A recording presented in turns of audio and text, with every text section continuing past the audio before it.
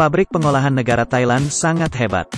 Jalur pembungkusannya sangat cepat, hingga memotong jari salah satu pekerja.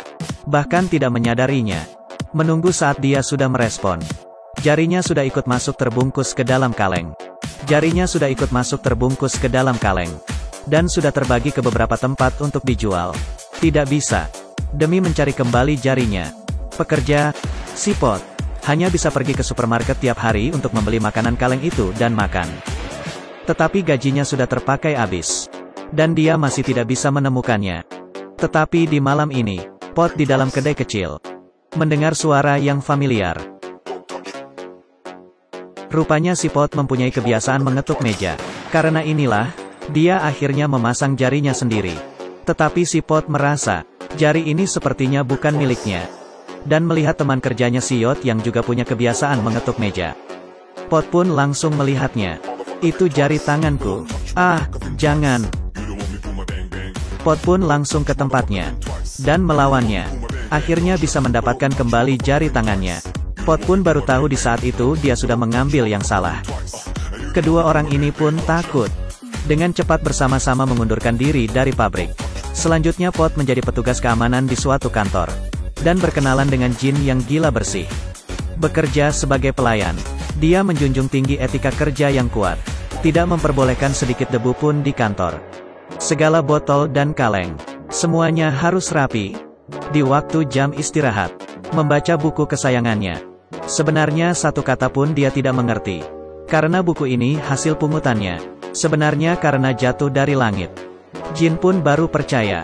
Ini pun menjadi tanda. Setiap hari memegang buku. Kemanapun harus lihat, agar ngerti. Dengan khusus datang ke Mongolia untuk bekerja. Tetapi semua orang di dalam kantor. Tidak ada seorang pun yang mengerti buku ini. Hingga membuat semua orang berpikir kalau Jin ini ada penyakit. Tetapi di mata Pot, Jin ini adalah malaikat. Kamu lihat dia menghentakkan kaki pun sangat seksi. Pot pun memikirkannya setiap hari. Di poster pun mukanya si Jin.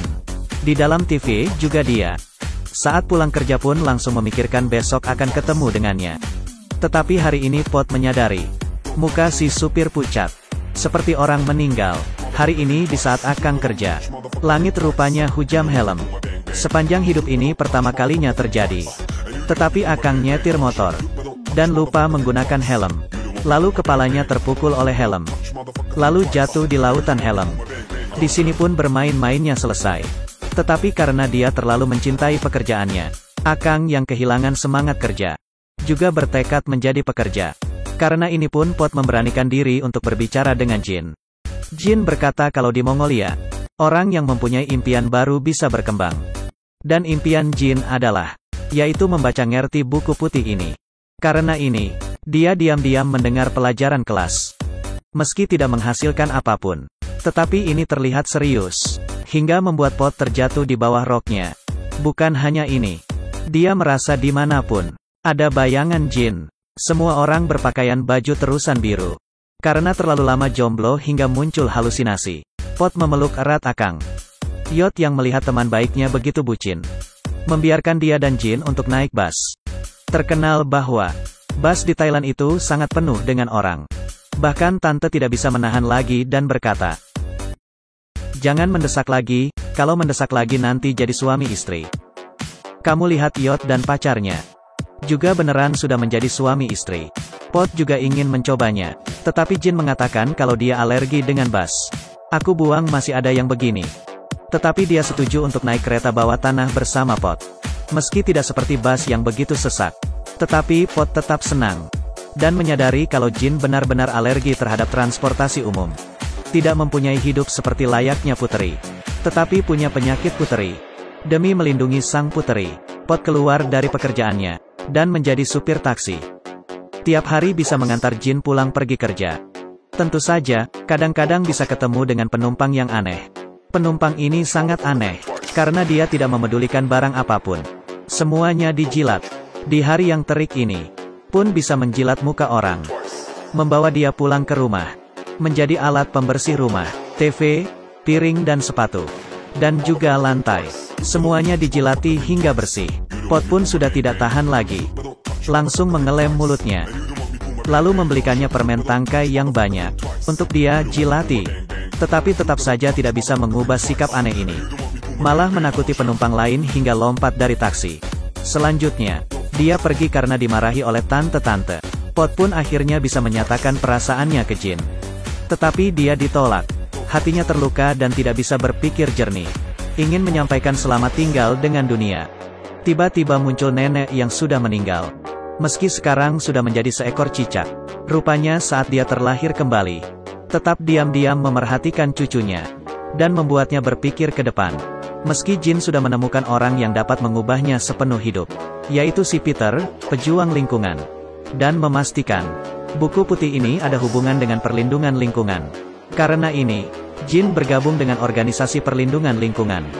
Suatu waktu membawa kantong kemanapun untuk memungut botol plastik. Kamu lihatlah, mengumpulkannya hingga rumah penuh. Setelah itu pun harus dibersihkan dan digunakan kembali. Dan memberikannya ke orang di sekitarnya. Ini pun hanya Pot yang mau menerima. Yang lebih menakutkan lagi, rumahnya dipenuhi dengan botol plastik. Di dalam rumah pun tidak ada tempat untuk menginjakan kaki. Demi mengumpulkan botol plastik menolong dunia, Jin pun keluar dari pekerjaannya. Di saat Pot datang melihatnya, botol plastik di depan rumahnya sudah tertumpuk menjadi gunung. Ketinggiannya sudah hampir membuat orang sesak napas. Itu pun menjadi suatu pemandangan di Mongolia. Di atas pun ada beberapa anak kecil yang sedang bermain. Pot naik ke puncak, dengan keras meneriaki nama Jin. Jin di saat itu sedang melakukan demonstrasi demi perlindungan lingkungan. Di tengah orang-orang, dia sepertinya melihat sebuah bayangan. Jin sangat gembira. Dia dengan cepat menanyai tentang rahasia buku putih itu. Dan Peter mengatakannya, ini sebenarnya adalah sebuah buku kuning kecil. Tetapi buku ini adalah kepercayaannya di hampir sepanjang hidupnya. Jin yang selesai mendengarnya, di saat itu juga pun pingsan. Untung saja di saat itu ada Pot yang menopangnya, dan membantunya mengantar pulang ke rumah. Tetapi Jin yang tidak bisa menahan semuanya, berubah menjadi murung, dan memutuskan untuk pulang sementara waktu. Karena ini, Pot pun juga meninggalkan Mongolia. Tetapi karena sudah terbiasa dengan hidup di kota, kehidupan di kampung halaman terasa menjadi sangat lambat. Pot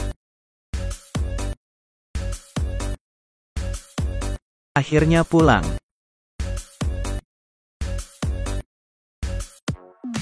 Lalu, Pot pun memutuskan untuk kembali lagi ke Mongolia. Tidak terasa beberapa bulan kemudian, setiap orang di sini sudah memiliki ekor.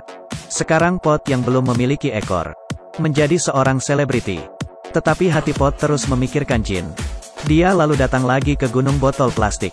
Melihat kembali, saat itu, dia sepertinya melihat bayangan Jin. Sudah terhitung banyak kesulitan yang dilewati. Akhirnya kedua orang ini bisa bersatu. Dan setengah tahun kemudian, Jin sudah hamil. Di dalam perutnya, adalah nenek yang reinkarnasi lagi. Tidak kepikiran kan? Tapi sekali lagi, semangat kerja si pekerja paruh waktu. Kami yang begitu bekerja sangat keras. Semuanya demi apa? Klik program kecil di bawah ini. Coba apa kamu seorang pekerja yang memenuhi syarat?